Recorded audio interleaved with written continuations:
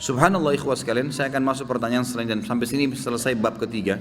Seseorang hamba kalau membiasakan diri melakukan satu ritual ibadah, ya kita bicara masalah uluhiyah berarti keibadahan kepada Allah. Dia mengerjakan perintah atau meninggalkan larangan, kalau dia rutinkan itu, dia jadikan sebagai daidanahnya, sebagai kebiasaannya, ya rutinitasnya, tradisinya, setiap saat, maka di setiap substansial ibadah itu Allah akan bukakan dia pintu-pintu di situ. Sampai kadang-kadang dia bisa melakukan sebuah ibadah ya dari sama ya jenis ibadah sebenarnya, tapi orang tidak terfikir untuk mengerjakannya. Dan ini cukup banyak contoh berhubungan dengan masalah seperti ini. Dari sisi lain, setiap amal soleh yang kita kerjakan itu bisa menjadi penopang dan pendukung agar ya kita tidak ditimpa apa yang atau Allah angkat ya masalah yang sedang kita hadapi. Saya kasih contoh. Saya nggak tahu yang lalu sudah diceritain belum tentang Sultan Murad? Sudah? Semuanya belum. Ini sayap kanan, sayap kiri sama, sepakat? Belum? Sultan Murad, sultan yang masyhur ya. Beliau yang memiliki anak yang bernama Muhammad, dan Muhammad bin Murad terkenal. Beliaulah yang mendapatkan nasib yang luar biasa dari Allah diberikan kepada Sultan Muhammad Murad ini karena beliau mendapatkan fadilah hadis Nabi SAW yang berbunyi, kalian pasti akan membebaskan Konstantinopel dari kekufuran, akan masuk Islam. Maka sebaik-baik pemimpin, ya pemimpin pada saat itu, dan sebaik-baik prajurit yang sama bersama dengan dia. Dari zaman Utsman bin Affan, Ali bin Abi Thalib, dari zaman Yazid bin Muawiyah, banyak upaya-upaya dari pasukan muslimin menyerang Konstantinopel, tapi tidak pernah berhasil. Subhanallah, di zamannya Muhammad bin Murad ini, yang waktu itu umurnya 25 tahun, kurang lebih tahun Masehinya 1453 Masehi. Pada saat itu dia membentuk pasukan dan akhirnya menembus benteng Konstantinopel. Dapat fadilah, maka diberikan julukan Muhammad Al-Fatih. Tapi bukan Muhammad bahasan kita, saya cuma tambahkan informasi itu. Ayahnya Sultan Murad. Sultan Murad II diistilahkan karena ada Sultan Murad I. Sultan Murad II ini ada tradisi dia yang sangat bagus gitu. Dia punya sebuah buku ya, pribadi yang dia sering tulis sendiri pengalaman dia pada saat jadi pemimpin. Ya kan? Salah satu tradisi beliau ini setiap malam beliau kadang-kadang sering keluar tapi pakai baju biasa. Ditinggalkan semua pakaian kesultanannya, dia keluar dengan penasehatnya berdua ngeliling-keliling di jalan Istanbul. Liling-liling lihat, beli makanan di pinggir jalan, berbaur sama masyarakat, dengarin keluhan mereka. Ada orang yang sakit dibantu, ada yang butuh bantuan, fakir miskin dibantu, dia tahu. Jadi dia tahu masalah di lapangan dan dia bantu, besoknya didalamkan, diaplikasikan, diperbaikin, begitulah. Satu malam, dalam salah satu bukunya, dalam satu lembaran buku sejarah hidupnya, beliau bilang, satu malam saya nggak bisa tidur.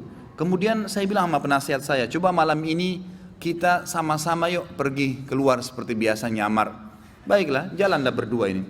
Begitu dia jalan, tiba-tiba waktu jalan di salah satu jalan-jalan kecil di Istanbul, ada satu orang jalan pegang botol khamr. Pas depan Sultan Murad, subhanallah, dengan hikmah Allah kepleset orang itu, jatuh, kendi khamrnya pecah, mati tiba-tiba. Di tempat mati orang itu. Waktu mati, biasanya kalau ada orang seperti ini jatuh tiba-tiba, umumnya kan banyak orang yang datang melihat ada apa keadaannya. Waktu itu Sultan Murad tiba-tiba datang dengan penasehatnya, lihat, diperiksa, sudah meninggal orang, diperiksa urat nadi lehernya, udah mati orang ini. Tapi anehnya, nggak ada satu orang pun yang lalang itu mau lihat, nggak mau ditengok, nggak mau dilihat gitu. Langsung kata Sultan Murad, wahai muslimin, ini ada orang mati, gitu kan? Nggak ada yang nyaut. Dua kali, wahai muslimin, ini orang muslim, oh ini orang mati, nggak ada yang nyaut. Satu orang di situ, rumahnya rupanya dekat situ, dia bilang, kami tidak akan sentuh jenazah itu, walaupun dia sudah mati. Kata Sultan Murad, kenapa? Dia bilang, tidak anda lihat, dia pegang khamar, orang ini fasik, ahli maksiat, setiap malam zina, setiap malam mabuk. Kami nggak mau sentuh jenazahnya, kami nggak mau. Kata Sultan Murad, tapi kan dia dari kaum muslimin. Kalau kalian tidak mau mengurus jenazahnya, tunjukkan saya di mana rumahnya, biar saya yang bawa ke rumahnya. Ada beberapa orang, ringkas cerita, membantu Sultan Murad datang ke rumahnya.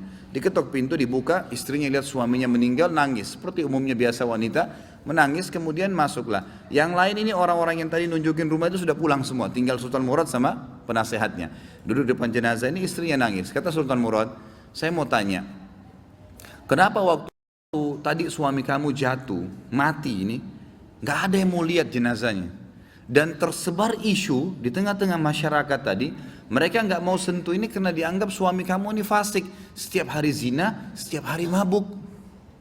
Sultan Murad kaget waktu istrinya tiba-tiba berhenti nangis, langsung dia bilang, saya udah tahu orang akan nilai begitu suami saya.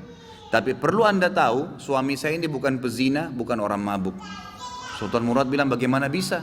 Jelas khamar di tangannya dia, kendinya pecah, saya lihat. Dia bawa khamar. Dan orang ini bukan satu dua orang memberikan kesaksian, tidak ada satupun orang yang mau bantu jenazahnya. Dia bilang, iya, saya perlu berikan kepada anda kesaksian, kata istrinya. Suami saya ini orang sangat saleh, luar biasa ibadahnya kepada Allah, pada saya dan anak-anak baik, dan dia juga sangat dekat hubungannya dengan Allah. Sholat malamnya nggak ketinggal, kalau siang hari puasa, sedekahnya bagus. Tambah kaget Sultan Murad, bagaimana ceritanya? Dia bilang, suami saya ini punya satu usaha di tengah-tengah kota sini. Setiap hari hasil bisnisnya dia dibagi 3 keuntungannya. Sepertiga dibawa pulang ke rumah untuk saya pakai makan dan minum untuk anak-anak saya. Sepertiga lagi, sepertiga keuntungan diberikan botol khamr, berikan minuman keras. Dia bawa pulang ke rumah, dibuang di WC. Dia nggak minum, dibuang di WC. Terus dia bilang apa depan saya, kata istrinya, itu yang berikan kesaksian. Setelah dia buang, dia bilang, segala puji bagi Allah, minimal membuat saya mengurangi orang muslim yang mabuk hari ini. Terus sepertiga lagi yang tersisa, dia datangi tempat perzinahan, lalu dia bilang sama yang punya tempat perzinahan, ini berapa orang wanita di sini pezina? 10 orang. Berapa bayarannya kalau perempuan 1 malam sampai besok pagi dibayar? Kata si tempat punya tempat sekian, dikasih sama dia, sepertiga untungnya nih, 10 orang ini semua saya booking malam ini, tutup tempat kalian. Ini sudah milik saya, sudah dapat uang kan? Gak ada perzinahan, tutup. Dia pulang ke rumahnya. Orang pikir waktu dia masuk ke kios khamar, beli khamar, dia minum. Orang pikir waktu dia masuk tempat zina, dia berzina. Padahal sebenarnya dia malah suruh tutup. Dia pulang, kata istrinya, lalu dia bilang, segala puji bagi Allah yang minimal membuat saya malam ini memberhentikan beberapa anak muda muslim zina. Bayangkan, pernah gak kita terfikir buat perbuatan begini? Tidak terlintas. Tapi karena kedekatannya dengan Allah, Allah bukakan dia jalan ibadah yang tidak masuk di akal kita gitu. Lalu istrinya bilang, saya pernah bilang sama suami saya, kalau begini perilakumu, kapan kamu mati, nanti jenazah kamu gak diurus sama kaum muslimin. Ternyata terjadi, kata istrinya, jenazahnya gak ada yang urus. Tapi waktu itu suami saya sempat senyum, dan suami saya bilang, tenang aja hai istriku, kalau saya mati, yang sholati saya nanti khalifah, sultan, penasehatnya, dan juga seluruh ulama Istanbul. Sultan Murad waktu itu menangis, lalu mengatakan, suamimu benar, saya Sultan Murad, khalifah muslimin, saya akan urus jenazah suamimu. Saya akan, ini penasehat saya akan sholati dan saya akan undang seluruh ulama di Istanbul untuk mensolatinya. Kedekatan diri seseorang pada Allah, Allah akan bukakan kita di lini-lini ibadah yang kita tidak sadar gitu, tidak sangka gitu ya.